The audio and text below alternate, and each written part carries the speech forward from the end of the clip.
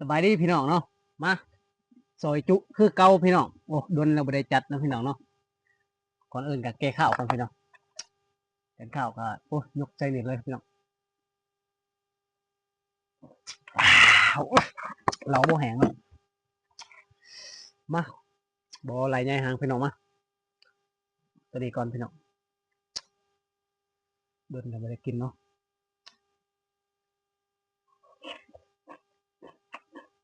อืม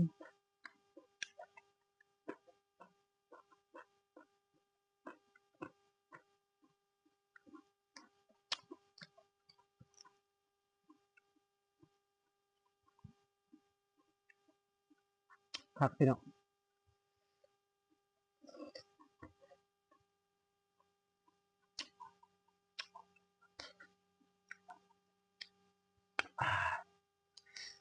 โอ้คมพี่น้องเจียวเพียเนาะ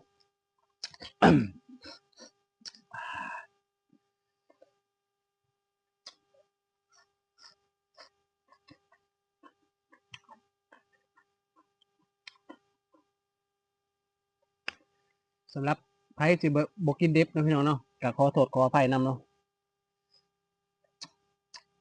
ทันแท้หน้าพี่น้อง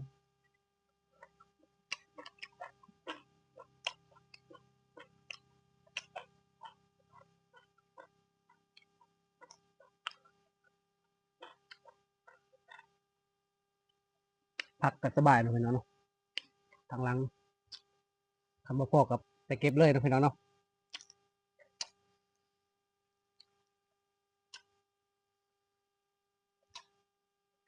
ทันแท้หน้าพี่น้อง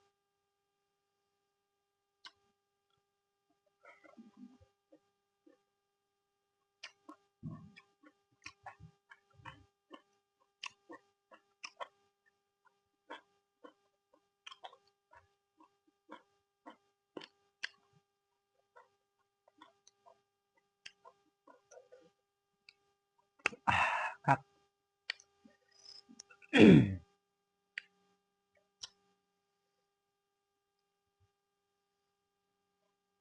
สิ้นพี่น้อง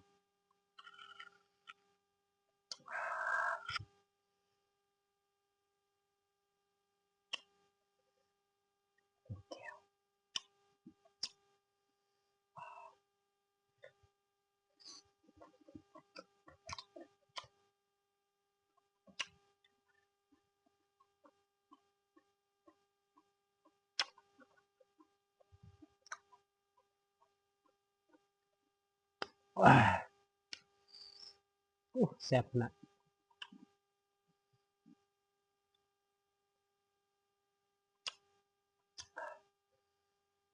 พันเลือบพี่น้อง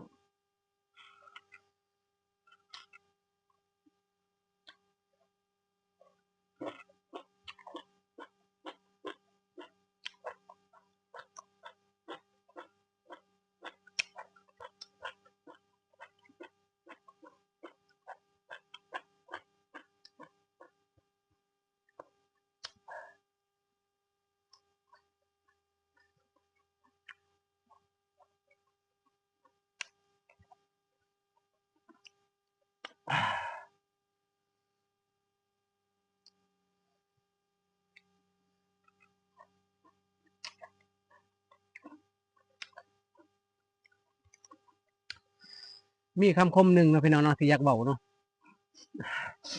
คือผู้ชายคนหนึ่งเห็นในคลิปเพิ่นเนาะเพิ่นว่าคนรวยถ้าอยากกินมะม่วงเขาจะอดก่อนเนาะเขาจะไปซื้อเบียร์มะม่วงมาปลูกเนาะแต่สำหรับคนจนเขาจะบ่อดเนาะพี่น้องเนาะคืออยากกินยังเขาก็ซื้อเลยพี่น้องถ้ามีเงินเขาจะซื้อเลยพี่น้องอดบ่ได้เนาะพี่น้องเนาะอดบ่ได้อดบ่ได้เพราะถ้าอดก็บ่มีหยังกินพี่น้องเนาะอยากกินเขาเนี่ยโอ้ถ้าสิอดเพื่อสิไปซื้อเขามาปลูกเนาะแต่ละขั้นตอนมันด้นพี่น้องเนาะอยากตายก่อน